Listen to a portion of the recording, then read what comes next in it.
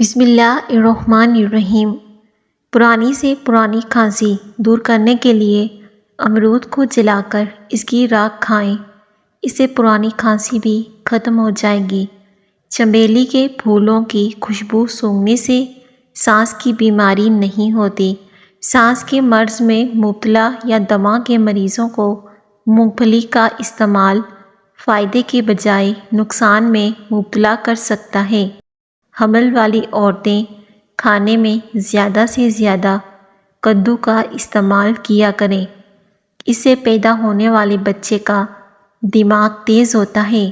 چاول ہمیشہ کم کھاؤ، کبھی معدہ خراب نہیں ہوگا، دماغ کی بیماری نہیں ہوتی، سانس نہیں پھولے گی اور نہ ہی کبھی پیٹ پھولے گا۔